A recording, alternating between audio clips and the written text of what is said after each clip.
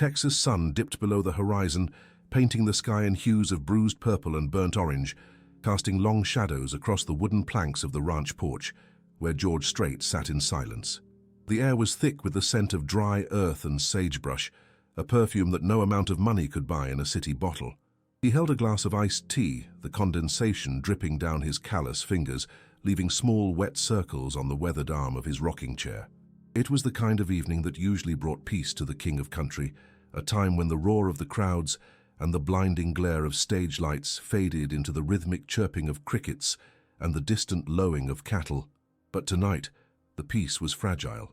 George looked out over his land, his eyes narrowing slightly as if trying to pierce through the gathering darkness to find something that did not belong. He had spent a lifetime guarding his privacy building fences, both literal and metaphorical, to keep the world at bay so his family could breathe. Yet as he took a slow sip of the tea, he could not shake the feeling that the fences were not high enough. The feeling had started earlier that day, not here in the sanctuary of the ranch, but miles away in the sterile, manufactured luxury of the city. The memory of the afternoon was jarring compared to the tranquility of the sunset. George had driven his truck into the city, leaving the dust of the ranch behind, for the manicured perfection of the Green Hills golf course. It was a charity gala, an event to raise money for rural education, and George had agreed to attend because he could never say no when it came to helping children. The clubhouse was a monument to excess with marble floors that echoed under the heels of expensive shoes and crystal chandeliers that refracted light into 1,000 dizzying prisms. The air conditioning was set to a temperature that felt unnatural for a Texas summer cold enough to make a man wish for a jacket. George walked through the crowd, a living legend in a sea of social climbers and corporate titans. He wore a crisp white shirt, a dark jacket, and his signature cowboy hat. The brim pulled low enough to shield his eyes, but not enough to hide his identity. Every few steps, someone would stop him. A handshake here, a polite nod there, a request for a photo that he obliged with a gentle smile that never quite reached his tired eyes. He was gracious, he was kind, but he was also distant. He was a man who belonged to the open range, trapped in a room that smelled of expensive perfume and ambition. He found a quiet corner near the bar, away from the main ballroom, where a jazz band was playing a tune that lacked the heart of a fiddle or the soul of a steel guitar. He ordered a water, avoiding the champagne that flowed like water around him. He just wanted to do his part, shake the necessary hands and slip away before the speeches dragged on too long. He checked his watch, calculating how long he had to stay to be polite. It was then that the atmosphere shifted. The air around him seemed to grow heavier, charged with a different kind of electricity. It wasn't the adoration of a fan or the respect of a peer.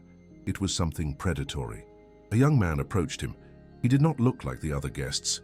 He was younger, perhaps in his early 30s, wearing a suit that was too tight in the legs and too short in the sleeves, the kind of fashion that George never understood. His hair was styled with precision, and his eyes were glued to a tablet he held in his hands like a shield. He didn't offer a hand to shake. He didn't introduce himself with the manners that were common in Texas. He simply stepped into George's personal space, crossing the invisible line that most people respected out of instinct. Mr. Strait, the man, said, his voice smooth but lacking warmth. "I am Brad Sterling. I am a digital security consultant and an investigative journalist for TechWire. I think we need to talk." George looked at the man, taking in the arrogant posture and the hungry look in his eyes. He had met thousands of people in his life, and he had a gift for reading them. Brad Sterling was not here to donate to the charity. He was here to take something. "I am just here for the event, son." George said, his voice low and steady, the deep baritone that had sold millions of records now serving as a polite dismissal. "I am not doing interviews tonight." Brad didn't blink. He didn't move. He tapped the screen of his tablet, the blue light illuminating his face, making him look pale and ghostly in the dim light of the bar corner. "This isn't an interview, Mr. Strait. This is a warning. You think you are safe. You think your ranch is a fortress. You think your security team is top-notch. But you are living in a glass house and someone has been throwing stones for a very long time." George felt a prickle of irritation. He set his water down on the coaster. "If you have a concern about my security, you can speak to my team outside. Now, if you will excuse me." Brad stepped in front of him, blocking his path. It was a bold move, one that could have earned him a rough response in a different setting, but George remained calm. Brad turned the tablet around, thrusting the screen toward George. "Look at this." Brad whispered the sound, hissing like steam escaping a valve. "Just look." George glanced down, expecting to see a spreadsheet or a news article. Instead, he saw a photograph. The world around him, the clinking of glasses, the laughter, the jazz music seemed to fall silent. The image on the screen was black and white, grainy and high contrast. It showed a man leaning against a truck on a lonely dirt road, looking up at the stars. The man was George. He recognized the truck, a 1996 Chevy he used to drive. He recognized the shirt. But what froze the blood in his veins was the angle. The photo had been taken from above, directly above, as if the photographer had been perched in a tree or on a telephone pole. George stared at the image, his mind racing back to that night. It was 1998. He had blown a tire on a back road coming home from a recording session. He had been alone. He hadn't called anyone because he enjoyed fixing things himself. He remembered the silence of the night, the vastness of the sky. He had felt completely, utterly alone. But this photo proved otherwise. Someone had been there. Someone had been watching him from the darkness, hovering over him like a ghost. Brad swiped his finger across the screen. The image changed. "This is 2005. Brad narrated, his voice dripping with a mix of triumph and faux concern. "You were buying flowers at a roadside stand near San Antonio. Look at the framing." The photo showed George through the slats of a wooden fence. The focus was sharp on George's face, which was softened by a private smile as he picked out a bouquet of yellow roses. The photographer had been hiding behind the fence, perhaps only a few feet away. George remembered that day. It was his anniversary. He had stopped on a whim. He hadn't seen a soul around the stand except for the old woman selling the flowers. Yet there he was, captured in a moment of intimate normalcy, unaware that he was being documented. Brad swiped again. 2015. You were teaching a boy to rope. Your grandson, I assume. The photo was taken from low ground through the dense foliage of a mesquite bush. Leaves framed the shot, creating a tunnel vision effect. George was laughing, holding a lasso guiding the small hands of his grandson. It was a precious private memory. It had happened deep within the property lines of his ranch.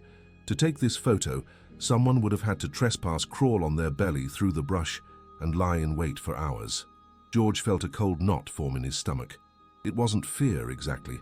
George Strait did not scare easily. It was a sense of violation. These were not paparazzi shots taken with telephoto lenses from a mile away.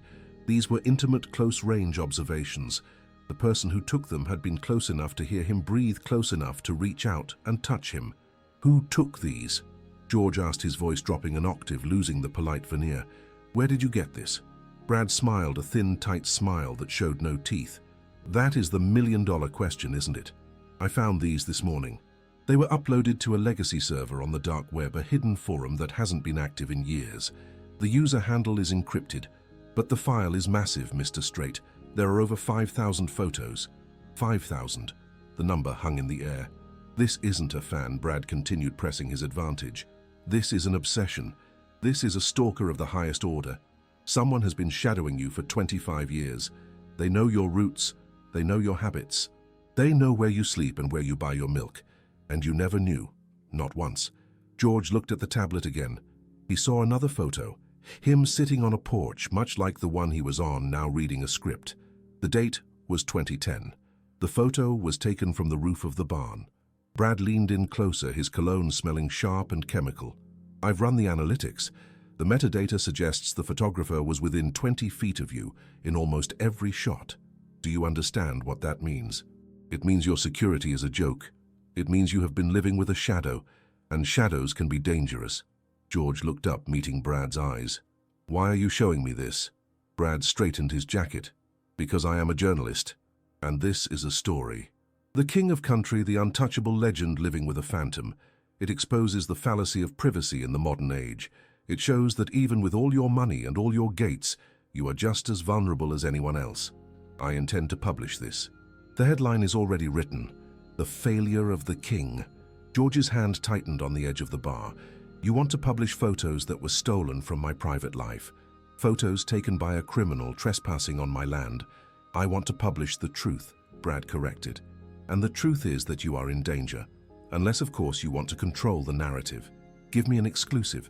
Sit down with me right now. Tell me how it feels to know you've been watched. Tell me about the fear, Give me the emotional angle and I will frame the story differently. I will frame you as the victim, not the negligent old man who let a stalker live in his backyard. The ultimatum was clear. Brad didn't care about George's safety. He cared about the clicks. He cared about the traffic his website would get. He was using a violation of George's life as leverage to boost his own career. George looked around the room. The businessmen were still talking about stocks. The waiters were still pouring wine. No one knew that in this quiet corner a man's sense of reality was being dismantled photo by photo. George felt a surge of anger, but he pushed it down. Anger clouded judgment, and right now he needed to see clearly. "Let me see the device," George said, extending his hand. Brad hesitated, then handed the tablet over. "You can look, but don't try to delete anything. The files are backed up on 3 different servers. You can't make this go away, George." George took the tablet. It felt heavy in his hands, unnatural. He swiped through the photos slowly. He saw himself at a graveside service, head bowed in prayer. He saw himself fixing a fence post, sweat dripping from his brow. He saw himself walking his horses at dawn. The narrative Brad was spinning was one of terror. A stalker, a psycho, a threat waiting to strike. But as George looked at the images, something gnawed at him, a detail he couldn't quite place. He had spent his life observing the world, writing songs about the subtle nuances of human behavior. He knew the difference between a look of hate and a look of love. He knew the difference between a predator and a protector. He paused on a photo from 2002. It was a rainy night. George was standing by a river that had swollen with floodwaters, checking the level. The photo was taken from the other side of the bank through the driving rain. It was blurry, chaotic, but the framing was centered not on George, but on the ground near his feet where the bank was crumbling. It looked less like a spy photo and more like a documentation of a hazard. He swiped to another. 2008. George was asleep in a hammock in his backyard. Vulnerable, exposed. Any person with ill intent could have done anything in that moment. But the photo was taken from a distance, and in the foreground of the image, barely visible in the blur, was a dead rattlesnake, headless, lying on a rock. George frowned. He zoomed in. The pixels broke apart, but the shape was undeniable. Someone had killed a snake near him while he slept. Brad was talking again, filling the silence with his rapid-fire theories. It's likely a former employee, someone with a grudge, or maybe a delusional fan who thinks they are in a relationship with you. The psychological profile suggests escalation. After 20 years, they might be getting ready to make contact, to make their move. We need to alert the police immediately after the interview, of course. George tuned him out. He focused on the screen. He needed to see more. He needed to understand the eye behind the lens. The photographer had been with him for decades, through the highs and the lows. They had seen him mourn, they had seen him rejoice. And in 25 years, they had never sold a photo. They had never leaked a story. They had never asked for a dime. Why now, George thought? Why upload them now? He looked at the metadata on the file Brad had opened. The upload date was indeed this morning. But the username? Brad had said it was encrypted, but there was a signature in the file header, a string of text that tech guys like Brad often overlooked in their rush to find the scandal. George tapped the info icon. The file description read simply, "Watch ended. Duty complete." A chill ran down George's spine that had nothing to do with the air conditioning. Watch ended. It sounded military. It sounded final. George looked up at Brad, who was checking his watch, impatient for his scoop. "You don't know what you're looking at, son," George said softly. Brad scoffed. "I know exactly what I'm looking at. I'm looking at a security nightmare. I'm looking at the biggest story in country music this year. Now are we going to do this interview, or do I hit publish on the raw data and let the internet tear your life apart, trying to identify the location of your home?" The threat was vile. Releasing the raw data would expose the GPS coordinates of the ranch, endangering George's family. Brad knew this. He was banking on George's protective nature to force compliance. George stood up. He was not a tall man compared to some of the giants in the industry, but he carried himself with a stature that made him tower over the journalist. He adjusted his hat, the brim casting a shadow over his eyes. "You think you found a monster in the dark?" George said, his voice steady like the rolling thunder before a storm. "You think you found dirt, but you're looking at the world through a dirty window." George held the tablet firmly. "I'm not giving you an interview, and you're not going to publish anything until I finish looking at these pictures." Brad laughed, a nervous sound. "You can't stop me. I have the power here. George took a step closer. You have a tablet and a Wi-Fi connection. I have the truth. And I have a feeling that if I look at these photos closely enough, I'm going to find something you missed. Something that turns your little horror story into something else entirely. He looked down at the screen again, at the thousands of thumbnails representing seconds of his life he thought were lost. He saw a photo from 1999. He was carrying a heavy sack of feed. In the corner of the frame, a hand was visible, reaching out as if to help, but pulling back at the last second. The hand was scarred rough.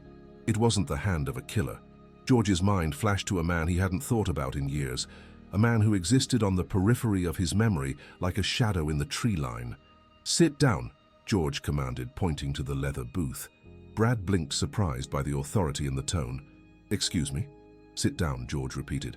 "You want a story?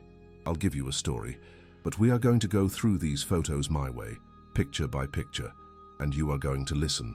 Because if you publish this without understanding what it is, you won't just be hurting me. You might be dishonoring a man who is worth 10 of you."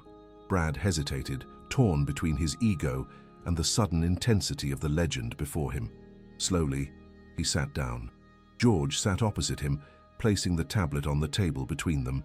He didn't know the full truth yet, but he felt it in his gut. The stalker wasn't a monster. The stalker was a ghost George had unknowingly invited in. And now George had to figure out why the watch had ended, before Brad Sterling destroyed the legacy of a silent guardian. George tapped the screen, opening a folder from 2003. "Let's look at the winter of '03, George said. "I lost a prize bull that winter. Let's see if your cameraman was there." As the image loaded, George prayed silently. He prayed that his instincts were right, because if they weren't, then Brad was right, and a madman had been sleeping on his porch for 20 years. But if George was right, then he had a debt to pay, a debt that was 25 years overdue.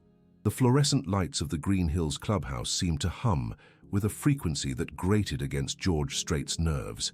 To the rest of the room, the two men in the corner were just having a business discussion, perhaps negotiating a sponsorship or discussing a set list, but the air between them was volatile, thick with unspoken accusations and a clash of two very different worlds. On one side, the digital age, represented by Brad Sterling, cynical, fast-paced, and convinced that every shadow held a monster.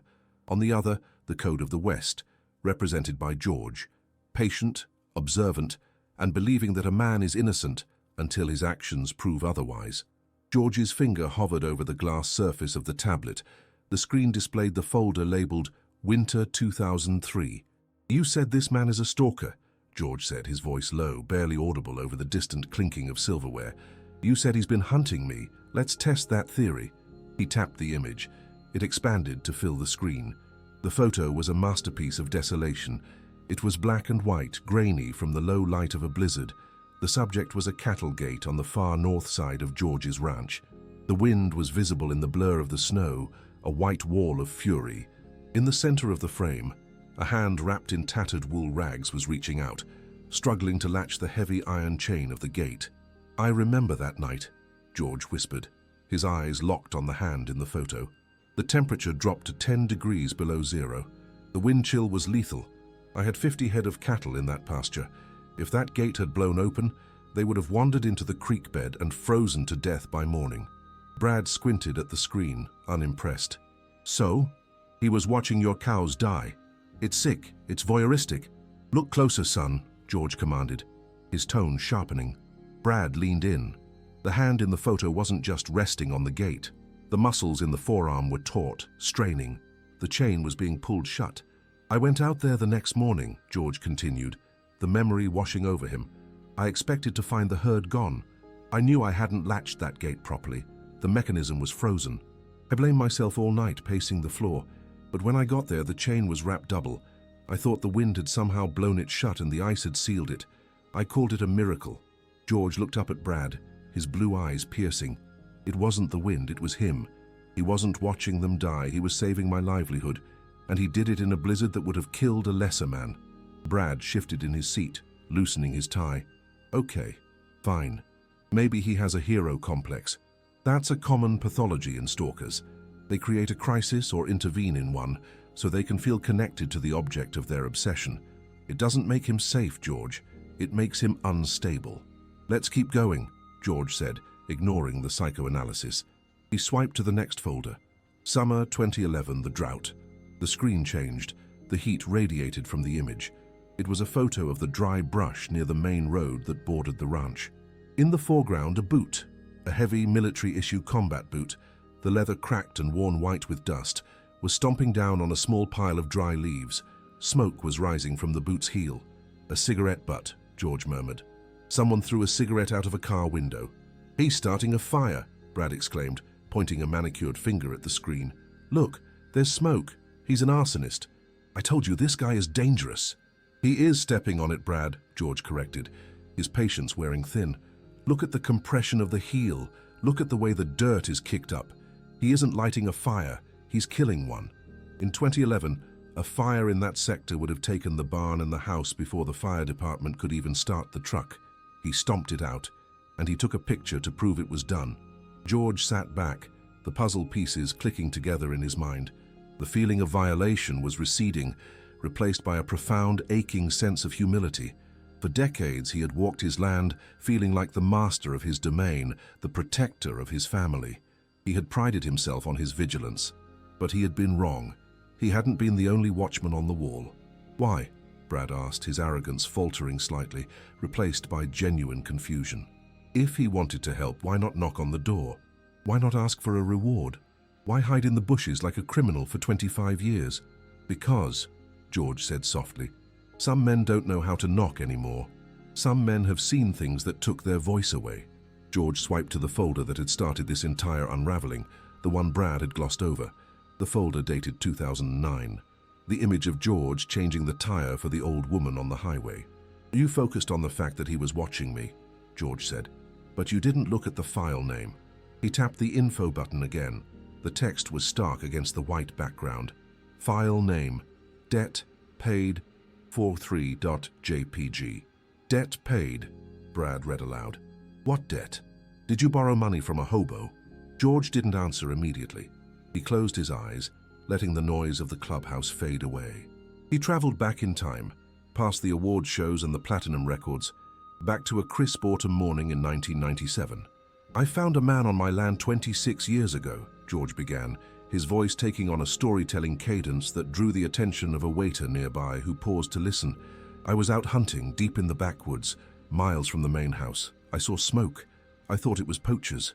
Brad was listening now, his reporter's instinct sensing a different kind of scoop. You confronted him. I rode up on him, George said. He had set up a camp in an old abandoned deer blind. He was skinny, looked like he hadn't eaten a hot meal in a month. He was wearing army fatigues that were falling off his bones. When he saw me, he didn't run. He didn't reach for a weapon. He just stood up and stood at attention, rigid, like he was reporting for inspection. George opened his eyes. I got off my horse. I asked him his name. He didn't speak. He tapped his throat and shook his head. He pulled a laminated card out of his pocket. It was a VA card, Sergeant Thomas Miller. Honorable discharge, medical separation. PTSD, Brad asked. And a shrapnel injury to the vocal cords, George nodded. He couldn't talk, and looking in his eyes, I don't think he wanted to talk to anyone ever again. He was terrified of people, Brad. He was shaking just being near me. He expected me to kick him out, to call the sheriff. And you didn't? No, George said. I looked at his camp. It was spotless. He had dug a latrine. He had buried his trash. He wasn't a squatter. He was a soldier without a post. I told him he could stay, on one condition. Brad raised an eyebrow. What condition? I told him, if you're gonna live on my land, you gotta earn your keep, but I don't need a ranch hand. I have plenty of those. I need someone to watch the fences in the places the trucks can't go. You watch the perimeter. You keep the coyotes away. You do that and nobody will bother you here. You have my word. George looked down at the tablet, at the photo of the tire change. He nodded. We shook hands, and I never saw him again. I left food drops at the old deer blind once a month. Canned goods, coffee, new boots. The food always disappeared. But I never saw Miller. Over the years, God forgive me, I almost forgot he was there. I just assumed he was living his quiet life. I didn't know he was doing this. George gestured to the thousands of photos. He took the job literally, Brad. Watch the perimeter. Watch the family. He He wasn't stalking me. He was on patrol. For 25 years, 7 days a week, that man has been on patrol guarding me and my family. And every time he did something, fixed a gate, killed a snake, watched my back while I helped a stranger, he took a picture. Not for a scrapbook. It was his logbook. It was his report to his commanding officer. The realization hit the table with the weight of a sledgehammer. Brad Sterling sat frozen, his mouth slightly open. The narrative he had constructed, the terrifying tale of the celebrity stalker, had just collapsed into dust. In its place stood something far more profound and far less marketable to a tabloid. A story of silent, unwavering honor. Debt paid, George repeated, pointing to the file name. He didn't think he was entitled to the land. He thought he had to buy it day by day, deed by deed. Every photo is a receipt. Brad swallowed hard. He looked at the tablet with new eyes. The creepy angles now looked tactical.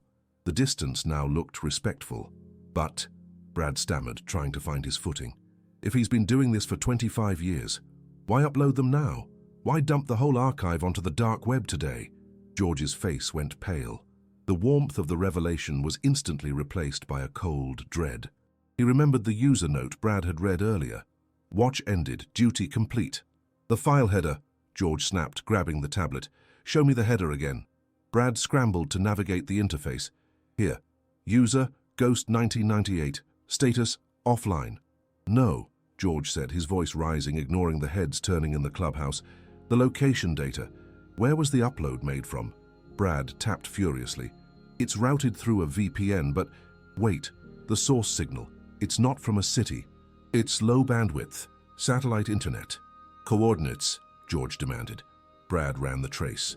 Latitude 28.9, longitude 99.1. It's rural Texas. Brad looked up, realizing the location. It's your ranch, George.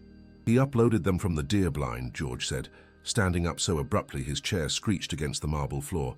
He turned in his logs. So, maybe he's retiring, Brad said, though he sounded unsure.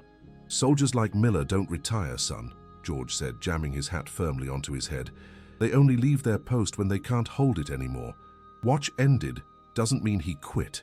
It means he's checking out. George grabbed Brad by the shoulder of his expensive suit. The grip was iron strong. You wanted a story? You're coming with me, right now. Where? Brad squeaked. To the ranch, George growled. If that man is dying in the woods on my property after watching over me for half a lifetime, he is not going to die alone. And you are going to witness what real loyalty looks like. You're going to see the man you called a predator. George didn't wait for an answer. He turned and strode toward the exit, his boots echoing with a heavy, purposeful rhythm.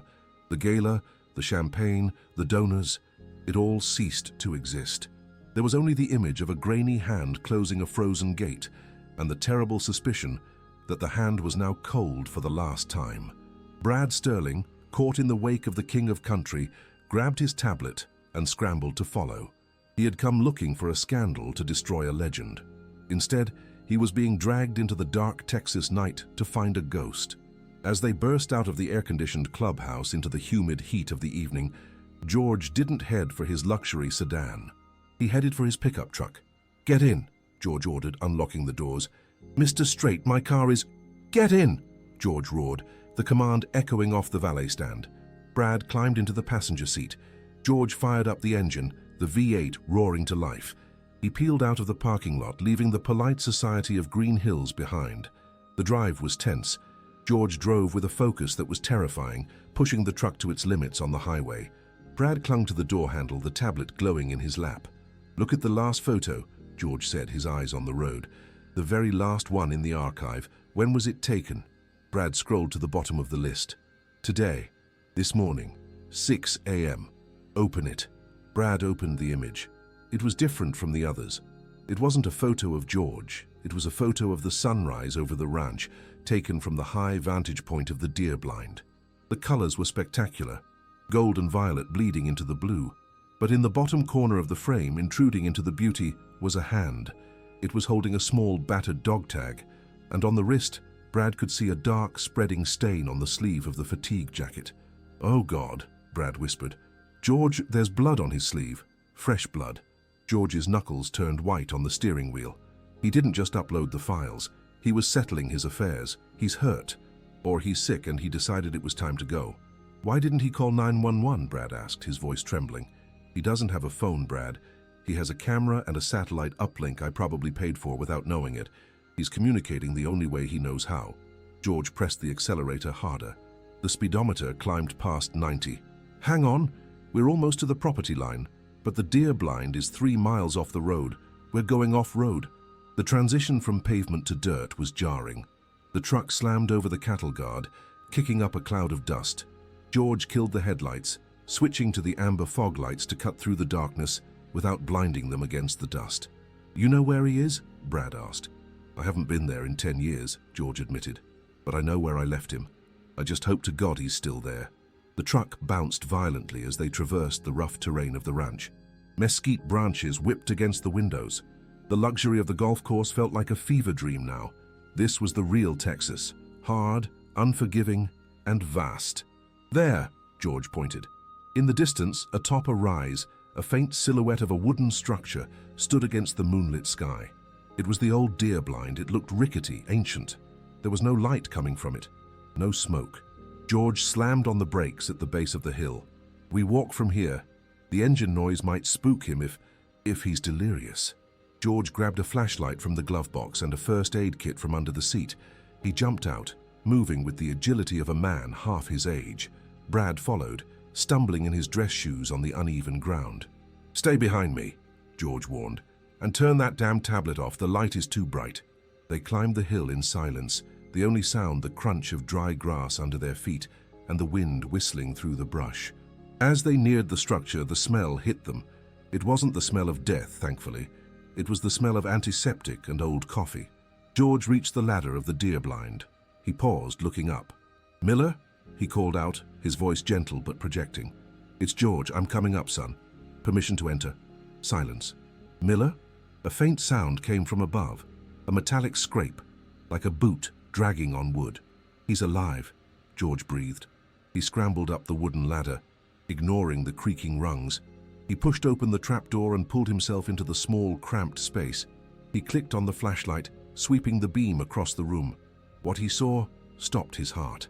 The walls of the deer blind were covered in photos, thousands of them, taped up, pinned up, creating a mosaic of George's life. It was a shrine, but not of worship, of guardianship. In the center of the room sat a complex rig of computer equipment, powered by car batteries and solar panels, and in the corner, slumped against the wall, sat Sergeant Thomas Miller. He looked older than his years.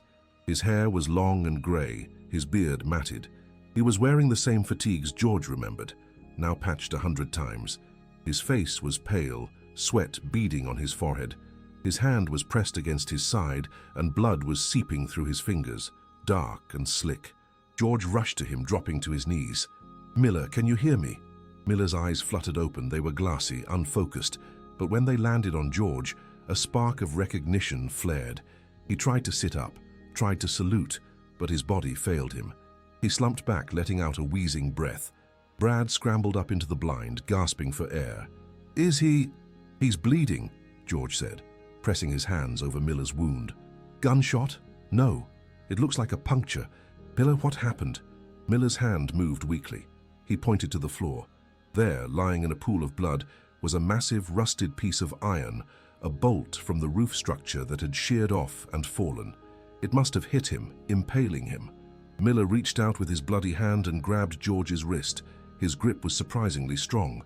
He looked at George, his mouth moving, trying to form words that had been lost for decades. No sound came out. Instead, Miller reached for a small notepad lying next to him. His hand shook violently as he picked up a pencil. He scribbled something, the lead snapping from the pressure. He turned the pad toward George. George felt tears prick his eyes, hot and stinging. I know, Miller, I know. You did good. You did real good. Miller shook his head. He pointed to the tablet in Brad's hand, then to himself, then made a slashing motion across his throat. He thinks he's done, Brad whispered, his voice full of awe and horror. He thinks because he got hurt, he failed. He uploaded the files because he was resigning. You didn't fail, George said firmly, pressing the gauze from the kit against the wound. You're not resigning. You're just taking a medical leave, you hear me? I'm the commanding officer on this ranch, and I say you are not dismissed. Miller's eyes widened. He looked at George, searching for the truth in the cowboy's face. "Brad," George barked without looking back. "Get on the radio, call the life flight, give them the coordinates. Tell them we have a trauma victim, severe blood loss. Tell them George Strait is calling it in." I don't have a signal," Brad panicked. "Use his rig," George pointed to the computer setup. "He has a satellite uplink. Figure it out, tech boy. Save his life." Brad dropped to the floor in front of the mess of wires and screens. For the first time in his career, he wasn't looking for a story. He was looking for a connection. He typed furiously, bypassing the encryption, finding the emergency channel. George held Miller, keeping the pressure on the wound. "Stay with me, Thomas. You watched me for 25 years. Now it's my turn to watch you. You aren't dying in this box. Not tonight." Miller stared up at the photos on the wall. Images of George laughing, George working, George living. A tear cut a clean path through the grime on the soldier's cheek. He had spent his life in the shadows, believing he was unworthy of the light. Now, the man he guarded was holding him, staining his expensive shirt with the soldier's blood. "We got a signal," Brad yelled. "Chopper is dispatching from San Antonio, ETA 20 minutes. 20 minutes, George whispered to Miller. "You hear that? You just got to hold the line for 20 minutes. Can you do that, soldier?" Miller nodded slowly. He squeezed George's hand, but as the minutes ticked by, Miller's grip began to loosen. His eyes started to drift toward the open trapdoor, toward the square of starry sky visible above. The watch ended message flashed in George's mind. "Don't you dare!" George commanded, his voice cracking. "Don't you dare leave me now." Brad watched from the corner, the tablet forgotten on the floor. He saw the legendary George Strait not as a celebrity, but as a man desperate to save a friend he never knew he had. And in that moment, Brad realized that the story he came to write was garbage. The real story was bleeding out on the floor of a deer blind, and it was a story of sacrifice so pure it burned. "George," Brad said softly. "His breathing. Talk to him," George said. "Brad, talk to him. Tell him what you saw in the photos. Tell him he's not a stalker. Tell him he's a hero. He needs to hear it from you, from the world." Brad swallowed the lump in his throat. He leaned forward. "Mr. Miller, Sergeant, I looked at your photos. I saw the gate in the blizzard. I saw the fire. You saved everything. You're the best damn security I've ever seen. Nobody gets past you." Miller's eyes shifted to Brad. A faint, proud smile touched his lips. "Keep talking," George urged, feeling Miller's pulse flutter. But the silence of the Texas night was pressing in, heavy and final. The chopper was coming, but the Reaper was closer.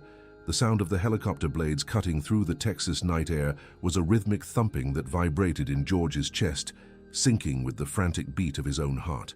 Inside the deer blind, the smell of copper and old wood was suffocating.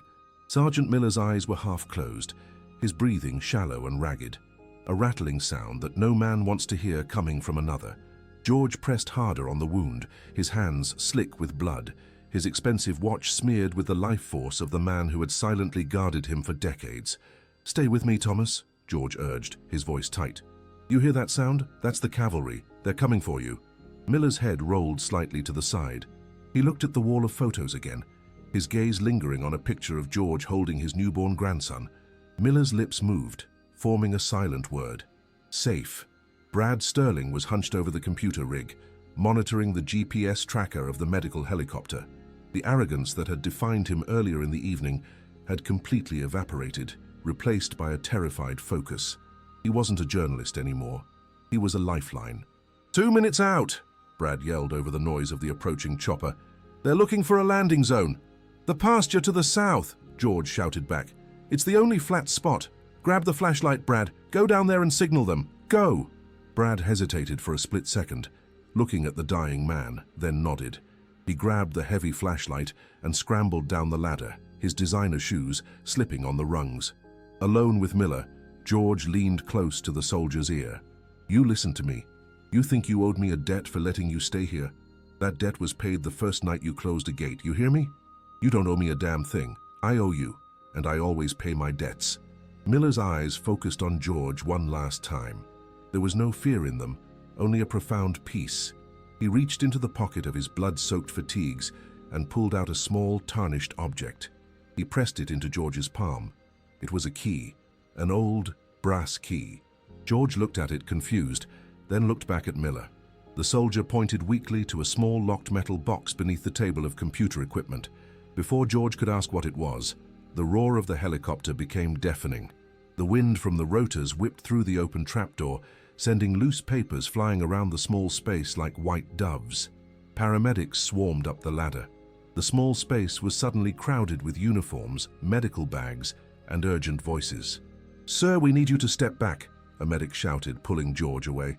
"He's lost a lot of blood," George said, refusing to leave the tiny room completely. "Puncture wound to the abdomen. Possible internal bleeding. We got him, Mr. Strait. We got him." George watched helplessly as they worked on Miller, inserting IVs, stabilizing the wound, and prepping him for transport. It was a chaotic ballet of survival. When they finally maneuvered Miller onto the backboard and lowered him down the ladder, George followed them out into the swirling dust of the landing zone. Brad was standing by the truck, his face pale in the strobe lights of the helicopter. He looked at George, his eyes wide. "Is he—" Brad started. "He's alive," George said, wiping his bloody hands on his jeans. "Barely." They watched as the helicopter lifted off, banking sharply toward the city lights on the horizon. The silence that rushed back in after it left was heavy and absolute. George stood there for a long moment, staring at the empty sky. Then he turned to Brad. "Get in the truck." "Are we going to the hospital?" Brad asked. "No," George said. "I'm going back up there, to the blind." "What, why?" "He gave me a key," George said, opening his hand to reveal the brass object.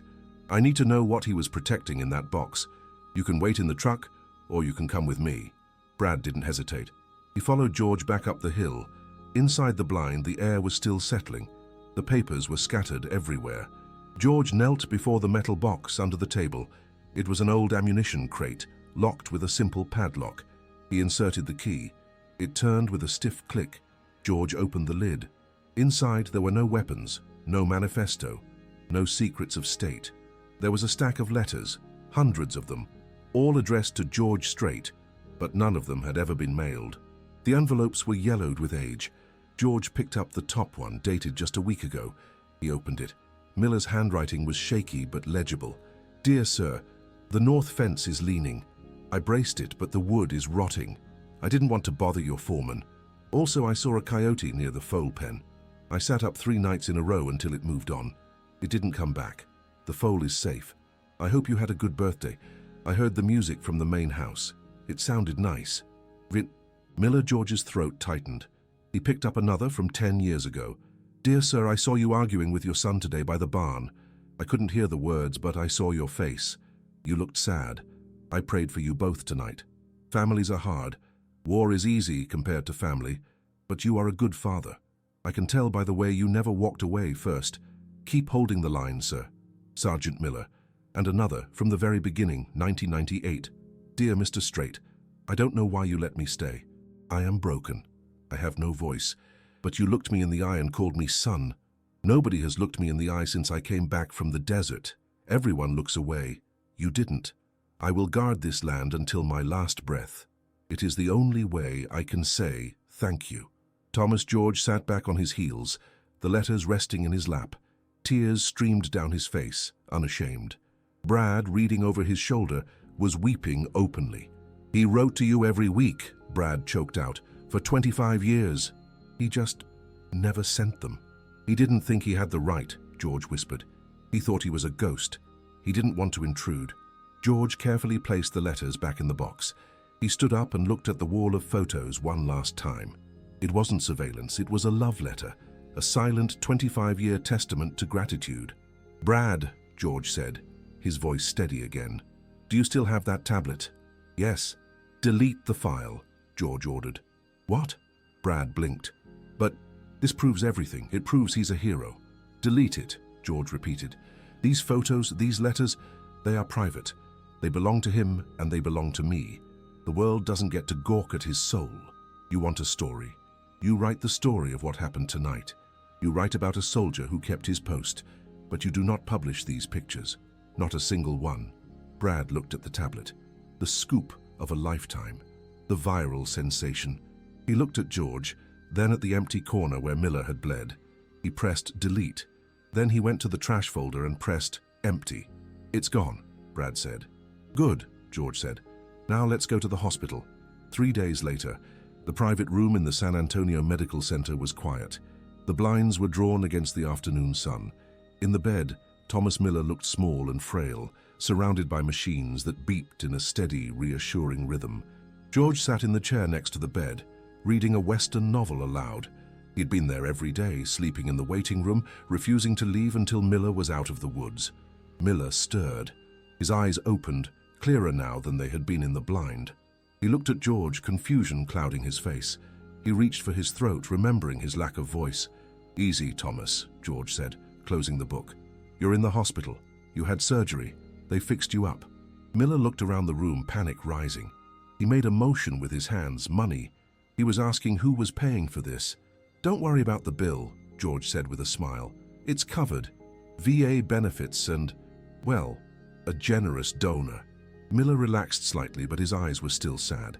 He pointed to the door, then made a walking motion with his fingers. He was asking when he had to leave, when he had to go back to the woods. George leaned forward, resting his elbows on his knees. "Thomas, we need to talk about your living arrangements. The doctors say you can't live in that deer blind anymore. It's too rough on your lungs." Miller looked down, shame coloring his cheeks. He nodded. He expected this. The eviction. "So," George continued, "I had my boys clear out the guest cottage behind the main house. It's got a kitchen, a real bed, and a porch with a view of the north pasture." Miller's head snapped up. He stared at George. "I need a head of security, Thomas," George said seriously. "Someone I can trust, someone who knows the land better than I do. The job comes with a salary, full benefits, and a uniform that isn't 20 years old. But the commute is short, just a walk across the yard." Miller's mouth opened, but no sound came out. His eyes filled with tears. He shook his head frantically no. He pointed to his throat. He couldn't speak. How could he be head of security? George reached into his pocket and pulled out a brand new high-tech tablet. He placed it in Miller's hands. "Brad Sterling, that reporter fellow, he set this up for you. It's got a text-to-speech program. You type it, it says it. You have a voice now, Thomas, if you want it." Miller looked at the device. His trembling finger hovered over the screen. Slowly, he typed, "I am not a hero." The mechanical voice spoke the words into the room. George shook his head. "You're right. You're not a hero. You're family." Miller broke. The dam that had held back 25 years of loneliness and trauma finally burst.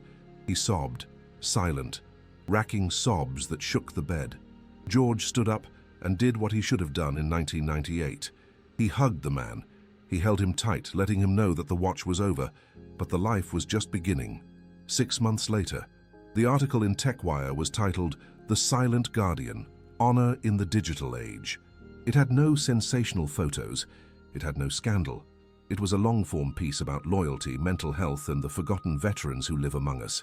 It was the most read article in the site's history. Brad Sterling won a journalism award for it, which he mailed to the ranch. On the porch of the guest cottage, Thomas Miller sat in a rocking chair. He was clean-shaven, wearing a crisp denim shirt and new boots. A specialized radio sat on the table next to him. He watched the sun go down over the ranch, the same view he had watched from the deer blind for decades, but now seen with warmth and comfort. His tablet chimed. A message from the main house. "George, steaks are on the grill. You coming over for dinner? The grandkids want to show you a card trick." Thomas smiled. He picked up his tablet and typed a reply. "Thomas, on my way. Perimeter is secure." He hit send. He stood up, grabbed his hat, and walked down the path toward the lights of the big house. He didn't walk like a ghost anymore. He walked like a man who was finally home. The camera pulls back, rising high above the ranch, showing the vast expanse of the Texas landscape.